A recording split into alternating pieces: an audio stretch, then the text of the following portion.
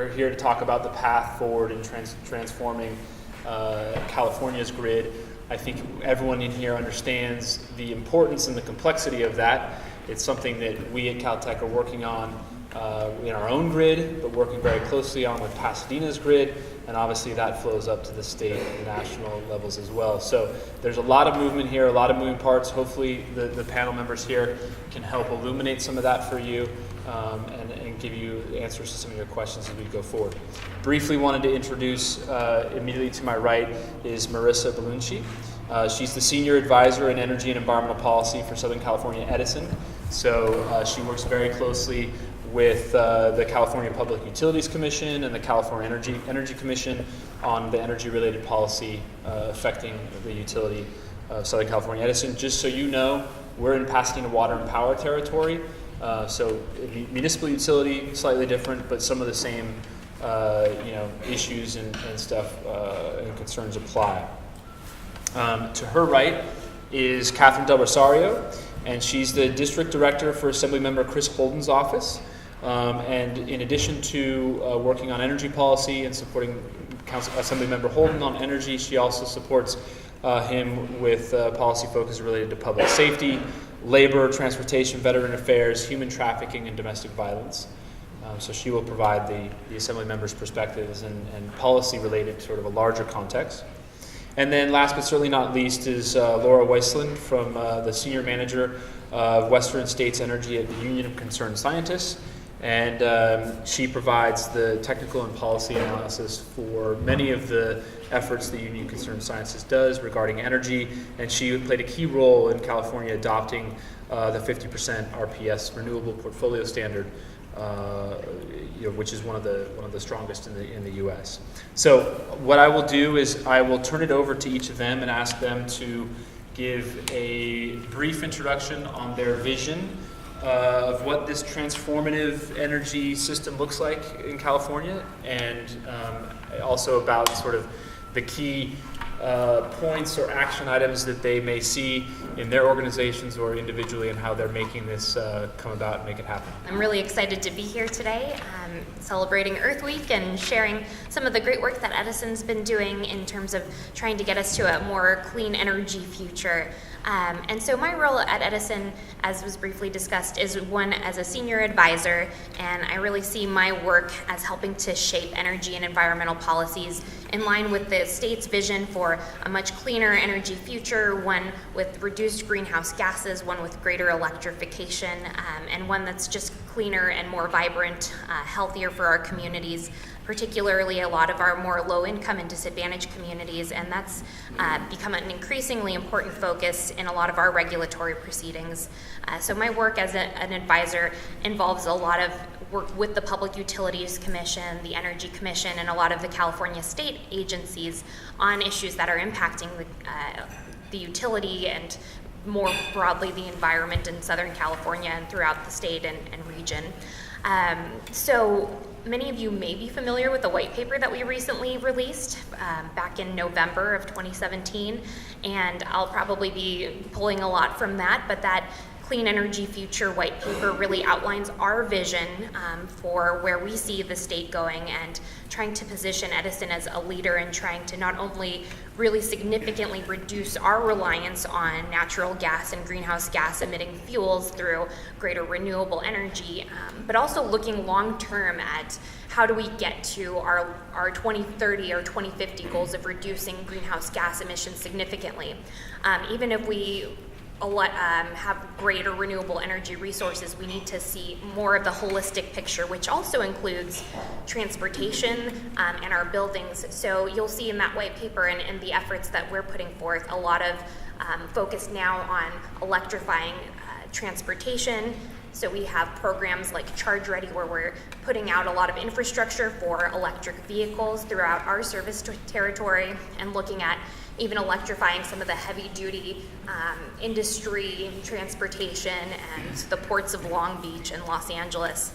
And then in addition to that, electrifying buildings as well. So a lot of buildings we still see powered with gas for heating purposes, and now we're trying to actually encourage more energy efficiency and electrification through that. So it's a really exciting time for utilities. We're seeing so many customers interested in putting solar on their homes, getting electric vehicles, and we're really doing our best to embrace that and to give customers the choices they want and choices that will hopefully lead us to a healthier, cleaner, greener environment.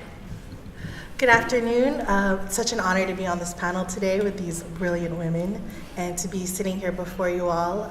My name's Catherine, and I'm Assemblymember HOlden's District Director. Prior to transitioning down here in Pasadena, I worked with him at the Capitol for about 8 years, and before him with another member.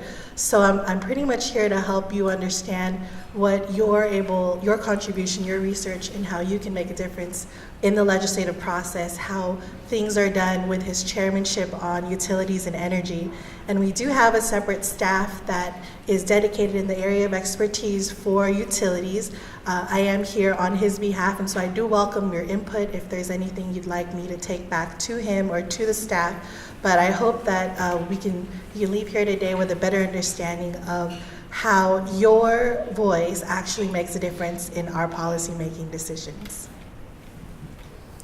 Okay, thank you. Hi, everybody. Like John said, I'm Laura Wisland with the Union of Concerned Scientists. I've been with UCS for about 10 years, and I'm the lead for our Western States office in developing our policy positions in the legislature and the regulatory agencies, and then also doing our own independent research. For the past couple of years, it's really been focused on understanding what the grid looks like with very high levels of renewables on it and how to basically make it run cost effectively. And I also wanted to acknowledge my colleague Deborah Moore, who's right there. She's our Western States campaign manager, and so she's working with our members and scientists and activists to elevate their voice in the policy arena. So if we have questions on that, I'm definitely going to defer to Deborah. So our vision of a clean energy future, happily, I think I'm going to echo a lot of the things that Southern California, that Marissa from SCE said, which is really exciting. In a nutshell, our clean energy vision is a power sector, an electricity sector that continues to provide safe and reliable electricity that we all depend on, but with exclusively or nearly exclusively carbon-free sources of power. And also is a very critical, and also the electricity sector will be an incredibly critical role in reducing air pollution and greenhouse gas emissions, not only associated with what we currently think of as our electricity needs, but also providing a clean power source to help us reduce our gasoline and diesel consumption in cars and trucks, and the natural gas that's currently heating a lot of our homes and businesses, and the water associated with that. So the electricity sector and clean energy sources are really going to be huge for reducing greenhouse gas emissions across several sectors of our economy. The clean energy sector is really going to be the workhorse there. So the good news is that California is actually pretty far down this pathway so far. We're currently getting about over a quarter of our annual electricity needs from renewables, and we are on track to meet or even exceed our current law, which is 50% renewables by 2030, which is great. And I'm sure you guys are aware of the dramatic cost declines in solar and wind technologies that have really made clean energy an economic choice as well, and the very encouraging cost declines for lithium-ion batteries as well. The challenge is that we can't just keep loading up the grid with renewables and call it a day. That when we put very large quantities of especially wind and solar, whose generation patterns are dependent on the weather, managing the grid becomes more complicated. And that's because for basically the last 100 years, our sources of electricity generation from fossil fuels have been pretty predictable. We can store them, we have control over when they generate, and therefore it's a fairly simple process in order to supply, to balance supply and demand. The grid, the supply and demand of electricity need to be balanced continuously on the grid. And so when you're bringing on larger and larger quantities of intermittent generation resources, managing that system does become more complicated. But we have a lot of tools in the toolbox today in order to bring online much larger quantities of renewables than we have today. And there is a lot of really great innovation that's happening at places like Caltech that are making the solutions we need more in reach, which is really exciting. So from our perspective, just because you mentioned laying out the solutions, we boil down the big solutions that we need to move towards into 4 different buckets. The first one is source it. So obviously we need to keep bringing online additional sources of zero carbon electricity generation: wind, solar, biomass, biogas, geothermal, maybe offshore wind, maybe tidal. As we bring online more sources of renewables, it's going to become even more important to spread the installation of these resources over a larger area. So geographic diversity is really important, and then also technology diversity, because different technologies have different generation profiles, and the more you can mix them together, the more smooth that overall generation profile becomes. The second big bucket is share it. So the more we can access renewables across a larger area, the better it's going to be. The more resources we have to balance the system and create flexibility on the system, the easier it's going to be to accommodate much larger amounts of renewables. So actually, a really promising step in this direction is Assemblymember HOlden is sponsoring a bill this year, Assembly Bill 813, that would help the California Independent System Operator, which is the largest grid operator in California, manages about 80% of the electricity load in California, to take steps to become a more regional energy market, which would be really huge in terms of allowing California to access cost-effective renewables from other places in the West, and also find a home for some of the solar generation that we may not be able to consume in our state because we have so much of it and we don't want to waste it. So we'll be able to send it other places easier. The third bucket is shift it. So we do need to be developing additional policies and incentives to better align our electricity consumption with when renewable generation is going to be most abundant. So in California, we have an incredible solar resource that we've started developing, we need to continue developing, and that resource generates during the daylight hours. So that means we need to be shifting a lot more of our electricity consumption during the day and really laser target energy efficiency and other ways of reducing consumption during those early evening hours when we're really quickly losing the solar resource, and yet everybody's coming home and turning on their lights and turning on their appliances. That's on a daily basis, that's the most challenging time for the grid operator, and we need to do whatever we can to reduce that evening ramp. And then the last bucket is store it. So obviously, we need to bring online different forms of energy storage to enable us to store excess renewables when we can't better align our demand towards times of renewable generation. Lithium, batteries have a really important role to play. Longer duration storage is also going to become incredibly important as we start moving towards less and less fossil on the system. We need to be able to have sources of energy storage that can keep us going for weeks or even months at a time when a renewable resource isn't as abundant as we would expect it to be. And then I'll just close by saying UCS is really focused on what we think is the biggest near-term challenge, which is significantly reducing our reliance on natural gas, which Marissa also alluded to. So even though we're going to be generating less natural gas to meet our electricity needs because the RPS is going to be ramping up and we'll be using more renewables, we're still continuing to rely on gas to be that backup generation if something happens on the grid and we have to quickly restore the supply and demand imbalance. And if we don't start moving quickly on all those buckets that I was mentioning and creating new opportunities for clean resources to meet some of those needs, we're just going to keep using gas for backup generation and reliability services, and that's going to stand in our way of reaching a low carbon energy future. So there's some really interesting opportunities happening in Sacramento to deal with that issue. Happy to talk more about that later, but I will leave it with that for now. Thanks. I was remiss in my opening remarks. All the good brain food that you were enjoying was supplied by the Union of Concerned Scientists, so thank you very much for supporting that and giving us the nourishment we need for the intellectual conversation.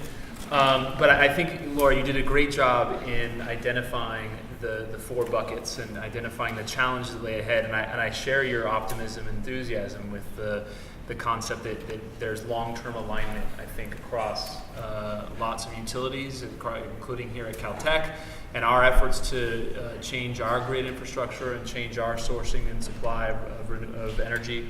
So wanted to give you both an opportunity to jump on that and build on those comments and talk about the challenges or the opportunities you see in those 4 bucket areas.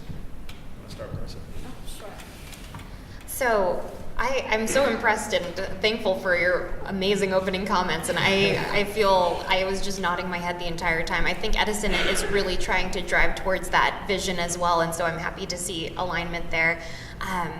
And then, I encourage folks to check out our white paper too, which lays out a lot of our vision.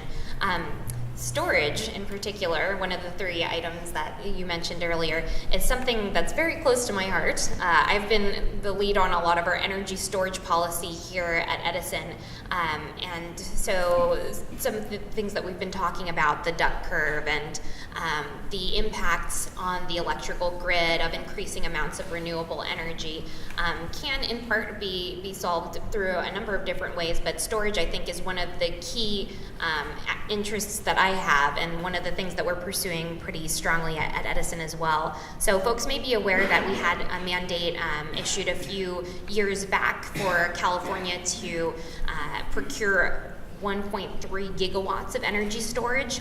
And so I've had the pleasure of actually actively working on putting together our plans for energy storage, and the different types of projects that we're pursuing are something that I work very closely on. In our white paper, we talk about a lot of the same things that you've heard earlier about the impacts on our grid of increasing renewable energy, the ramping needs, and then also we're seeing impacts of electric vehicles as well. So all of these things are really amazing technologies that can do so much to create great value to customers and to our environment. But we have to think really holistically about their impacts as well. And energy storage is one of the technologies I think that can provide a lot of great benefit in helping to not only integrate renewable energy, but also in helping to reduce greenhouse gas emissions and help to modernize our electrical grid. And so some of the projects that Edison has been working on include pairing energy storage with some of the natural gas resources that we have.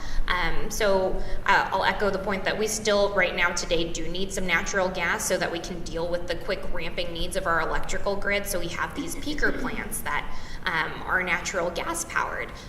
But our company, in looking on how we can use energy storage to make things more efficient, we've started pairing batteries with some of our substations and the natural gas peaker plants, so that when there is an immediate need, also in order to deal with this quick ramping need when a great amount of demand comes onto the grid and we need to address it immediately. If we have batteries that are charged up and ready to go, we don't even need to worry about having to power up and ramp up a natural gas power plant if we have a battery that can inject power on the grid immediately. So in doing so and using storage in that way, we can integrate renewable energy and deal with those issues as well. But if we pair it with some of our peaker plants and our substations, we can really help deal with that duck curve, and that especially the neck of the duck where you have the quick ramping needs. And that sometimes will prevent you from even having to turn on that natural gas plant if you're able to use the stored power from that battery. Or it will require you to use less of that natural gas. So I think that's one of the really cool things about energy storage. You can use it for all kinds of different technology uses, and to benefit the grid and customers in so many ways. And we're seeing now that we've had these mandates in California, it's spurred, I think, a lot of innovation, and you have Tesla and you have AES and all of these great companies that are coming out with new innovations. So that's a great way for Edison to be working with all of these really innovative companies, and to even explore ways that we can use storage, own utility storage, and pair it with our infrastructure so that we can make the grid more effective and efficient. So that's something I really like talking about. And I think one of the challenges that we're seeing with storage now, one of the things that makes it so amazing but also so challenging, is that you can use it in so many different ways. It can act like a generating resource. It can also act like demand response.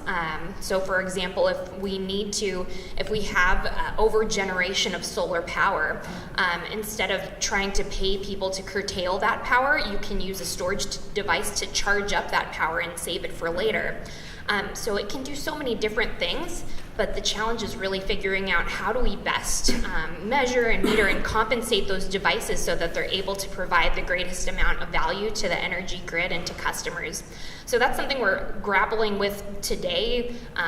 Edison and a lot of other stakeholders are involved in these multiple use application for storage working groups. So everything's like happening in real time now, and we're trying to figure out the best ways to solve these issues. And I think great minds like those here today who are really technologically savvy and politically savvy can kind of help find these good solutions to how do we integrate advanced technology resources in a way that can really be helpful in helping us to meet our long-term energy and environmental and really like our health goals in our company in the state of California. So so that's one thing that I'll talk about. I could probably spend hours talking about the other buckets that were mentioned, but I thought I'd highlight storage since I work so extensively on that topic. So, yeah. Well, I think this is actually perfect because a lot of the things that companies such as SCE finds or researches and develops are brought to us, to the State Assembly and the State Senate for measures to be voted on. And, Assemblymember HOlden's chairmanship in the Utilities and Energy Commission, he oversees everything from the California Energy Commission to the electric generation to the grid to efficiency to CPUC diversity. And so every legislative session, we have an unpredictable amount of bills that will be referred to the committee. So for example, in 2015-2016, there were 122 bills referred to the committee from both the Assembly and the Senate. Only 67 of them actually made it to the governor. 58 were signed into law and 9 were vetoed, while the rest died in committee or died in a fiscal committee because the state found out that it would cost too much money for them to carry out from the general fund. And so it's amazing because each session and each year we are unsure of what type of policies and what areas will be focused on when it comes to addressing UNE and getting us to where we need to be in the mid-2020s. And so right now it's peak of committee time. Just this past February, 2,000 bills were introduced in the California legislature. And so we're still working through how many of those 2,000 are actually coming to the Utilities and Energy Commission or committee.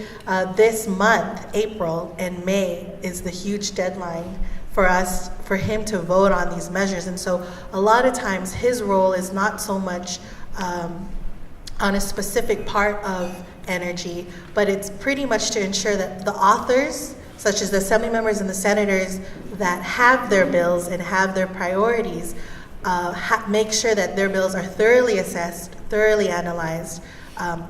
No bill leaves the committee that has not been discussed with both supporters and opponents and taken into consideration all aspects and all avenues. So he is put in an interesting position most times to make sure that he can assist the author in making sure that their bill gets to the next step, or in most situations, if it's not what we call cooked or ready to go, then he will try to work with them offline to ensure that it is ready for the next session. And so it's an interesting position to be in because he has those lenses to look through in addition to his own legislative package or other committees that he sits on. And so I'm appreciative of moments like this because I get to see perspectives from SE of how things actually carry out, as well as the research that the Union of Scientists are able to put together. And those are such examples of different avenues of what we as staff take into consideration when we're analyzing bills or even looking into recommendations. It's meeting with organizations such as the ones to my left and to my right, getting the actual knowledge down, because we can only learn so much from reading it, but you guys are the ones that have to either implement it or enforce it or know firsthand the difficulties of what someone may propose. And so I think it's important that you're here, and I'm glad that you're choosing to hopefully get engaged moving forward after this afternoon. Yeah, actually, speaking of that, I'll open up to a conversation after this, but speaking of that engagement, I'll ask the obvious question since I'm the moderator. How can everybody in the room get engaged and participate, and what would be the most effective ways for them to do that? And if you could all weigh in on that, that would be great. Maybe Catherine, do you want to start? Sure. Right. So a lot of times you can do it from various forms. The life cycle of a bill actually starts its cooking in the fall when the session ends, and it's when we get bill ideas from either constituent groups, lobbyists that represent organizations or government relation groups, or even just someone who comes to the office and says, hey, I have a bill idea. It comes from various avenues. And so getting involved could be starting that step with reaching out to us early on before the session starts. Or it could even be when bills are already introduced and you see something firsthand, oh, this is not what it's intended to do. And so reaching out to our office or your own state legislator if you live outside of the area, or even members of the committee that the bills would go through, those make a difference, because providing information and research on your areas of expertise helps us have a better understanding of how it will actually be implemented. The more information we have from people that actually has to implement these policies or have had experience in it helps us. And so we, like as staff, like to gather information and try to get everything out on the table for him to thoroughly assess. You know, a lot of the times we start with the constituent when it comes to our own legislative package, because I've always told our team, if it's not able to be implemented, then what's the point of carrying it? And so sometimes we love to hear from you all, and for us, it's just maybe a matter of connecting, reaching out, joining an organization, and coming up with them if they have visits to the Capitol or even in our local offices, setting up those meetings. Getting to staff, I think, is also just as important as trying to get to the Assemblymember. Yeah, I'd love to answer this a little bit. So as a science-based advocacy organization, we think it's critical to elevate people's voices in the policymaking process, and we're especially excited about scientists. And so a unique, well, let me actually take a step back. So we reach out to people to take action, call your legislator, get in touch with somebody.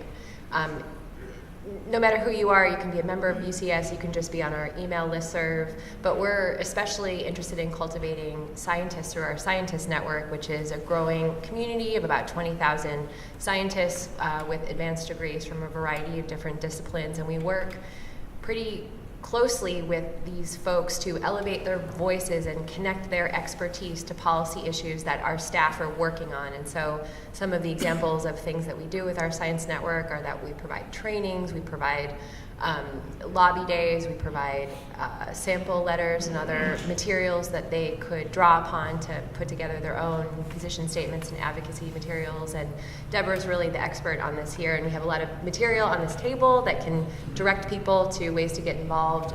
But if you have additional questions about that, please contact her. But I think more generally, this whole issue of clean energy, as I think you're hearing, the state's really committed to walking down this clean energy path, and we're having a lot of success, but we still have a lot to do. And it's really critical that the decision makers in Sacramento hear from people like you that you want this clean energy future, that you want to see this, you want to see it happen quickly, and I don't think we should take it for granted that California is going to do this. We need to keep the pressure up. We need to keep putting these issues on the table and forcing the discussion, because these are challenging things that we're trying to do, and we're not going to do the innovation and do the hard work to make it happen unless there's continued pressure to do so.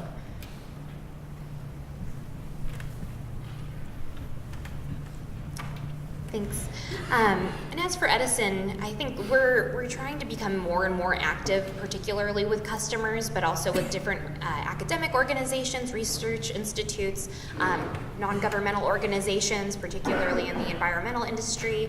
And then we have a whole fleet of legislative affairs and local public affairs organizations at our office that are trying to be more actively engaged. I think when you think about a utility, most of the interaction that a lot of folks have are they get a bill in the mail once a month or once every other month if you're in LADWP territory, which I am.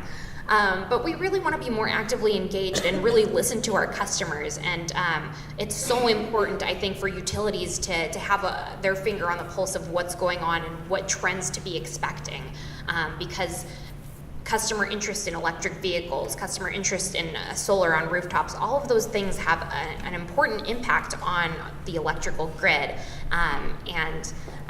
Sadly, most people only think about their electric utility when something goes wrong, when there's an outage, and they're like, what is going on? How come Edison is so terrible? We don't often get the credit for like keeping the lights on during the rest of the time, but yeah, it's an important perception issue, and it's really great for us to see what's coming and to be available to our customers. So we've been rolling out more tools. For example, we have time of use rates coming out in our service territory, which we hope to help the duck curve and some of the impacts of increased renewable energy.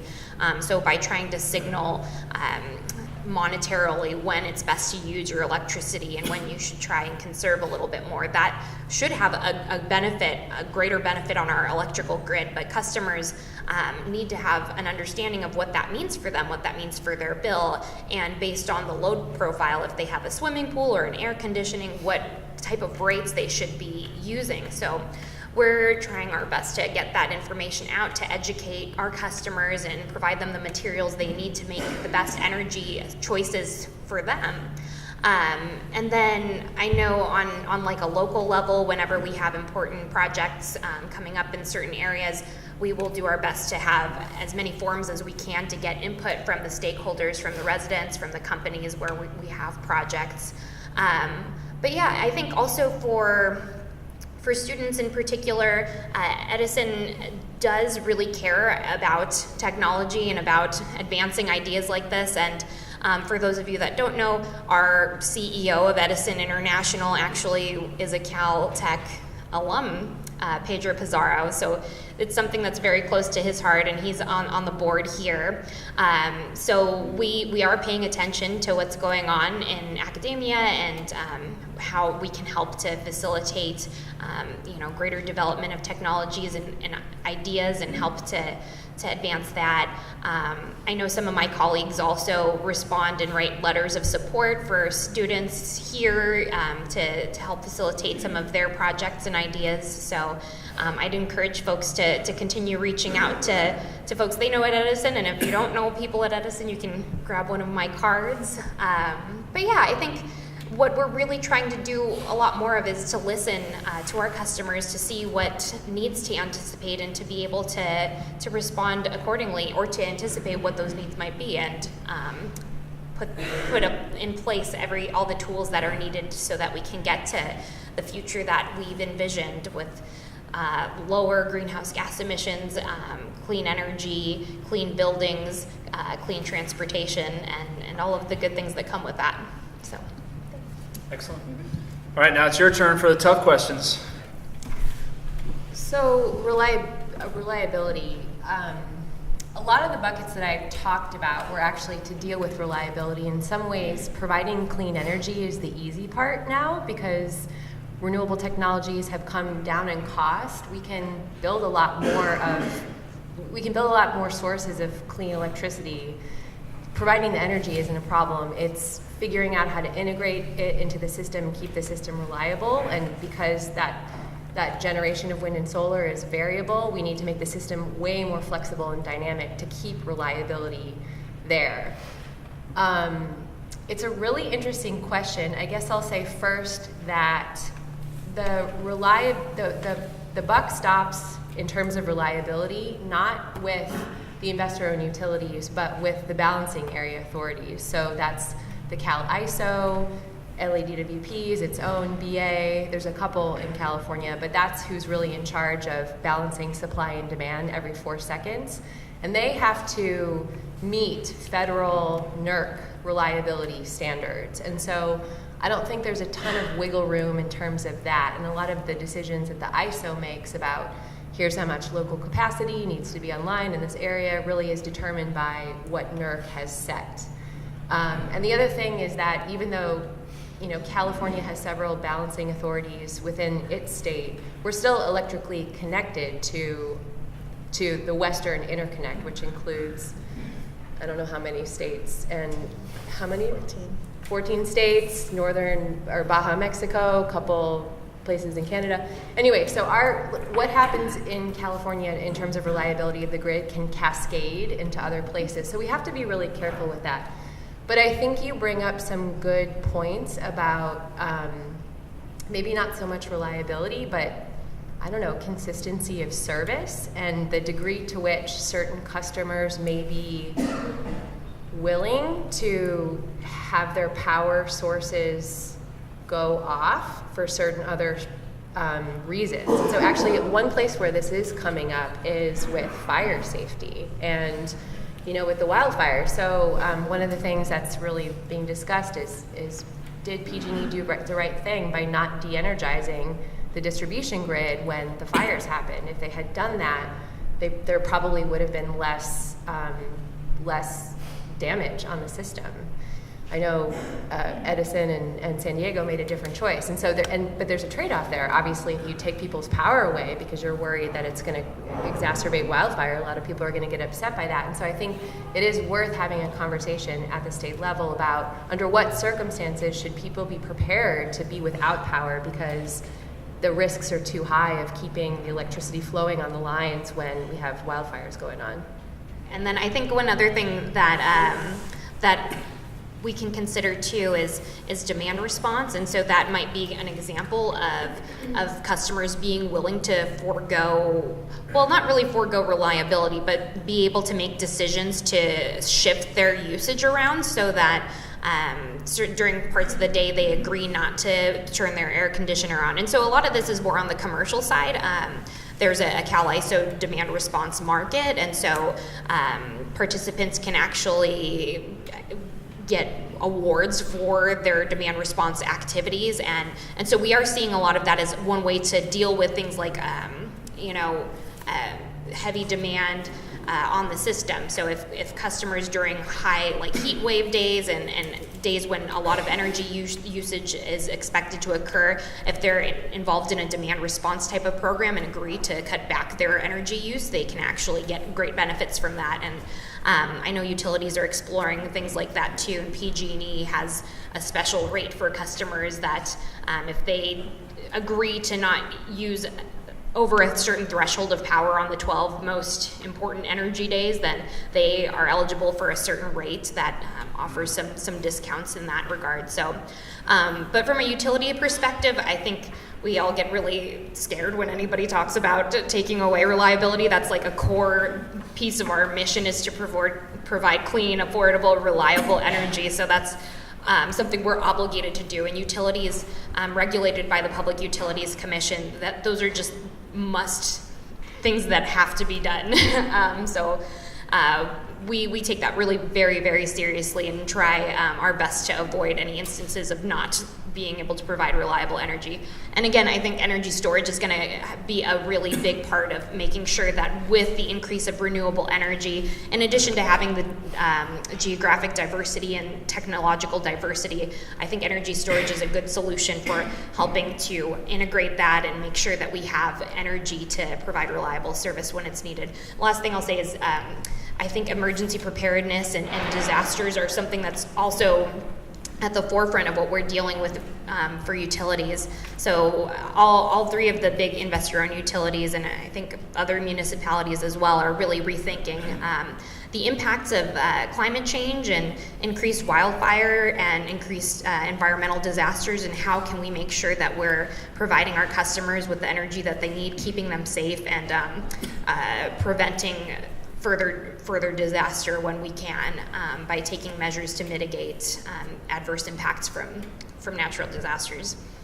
Yeah, that's a really good question, a good observation. I will have to get back to you on that. I don't have a certain answer for you. My guess off the top of my head right now is a lot of times it has to do with funding and actually what agency will carry out either adding more stations, or where it would come from. Because a lot of times we have the theory, or the state has the theory, and then where is the money, and then which agency will actually implement it should money become available. So SB 100, I think one of the important things to keep in mind is that it's not a hard and fast requirement, and that's critical. It's critical to know that that's different from our current RPS, which has enforceable mandates and penalties for non-compliance. So right now the language of SB 100 says the goal is going to be 100% carbon-free by 2045, but there's nothing in there right now that says, and if we don't meet that, here's the penalty. And I think that's really important, and it was really important for us because we still have we still have some meaningful things to figure out in order to actually be able to say we can reach 100% carbon-free every day of the year, every hour of every day.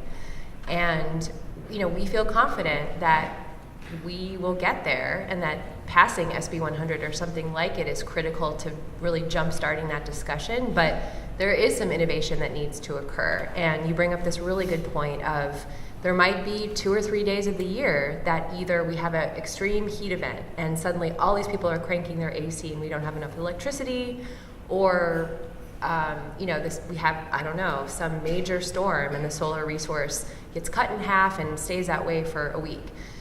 So in that case, we do need some sort of seasonal energy storage, something that's going to be able to store power for longer than 4 to 6 hours. And there are some solutions on the table for that.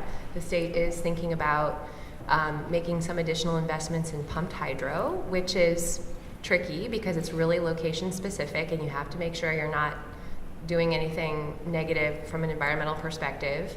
It's also a really large asset, and we need to figure out how to pay for it, who's going to pay for it, and how to share all those costs. So it's complicated, but we do think that something like that is going to be necessary in order to achieve 100%. So I'll leave it at that. And just to further chime in, I think it's really an all of the above approach when we think about all the things that it will take. If you're strictly looking from a cost perspective and renewable energy, oftentimes we'll look out at creating big utility scale solar or wind.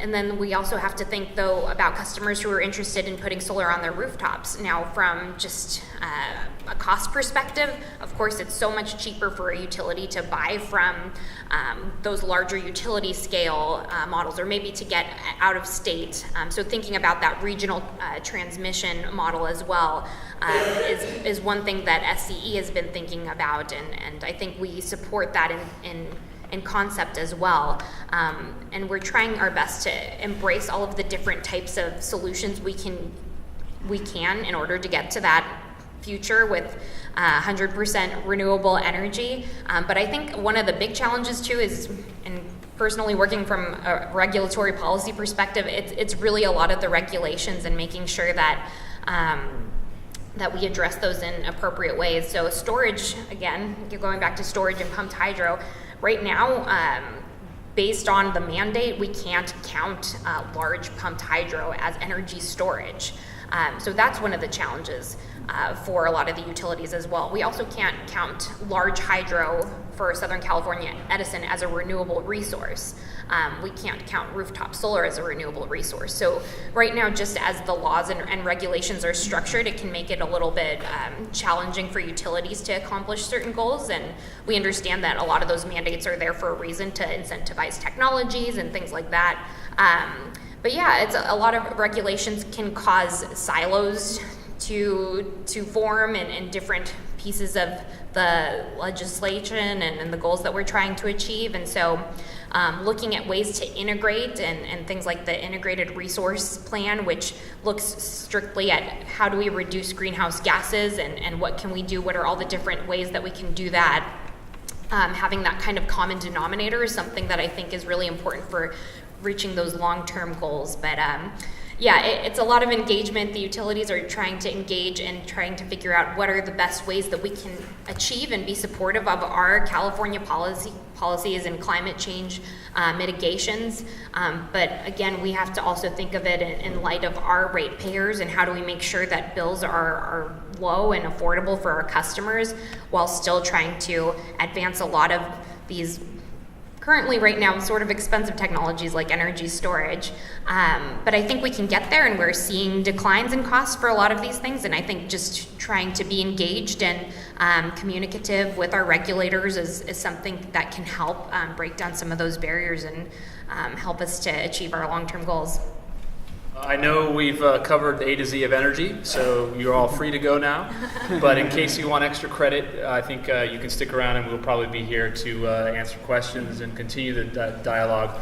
But before we transition, I wanted to ask you to join me in thanking Laura, Catherine, and Marissa for their time.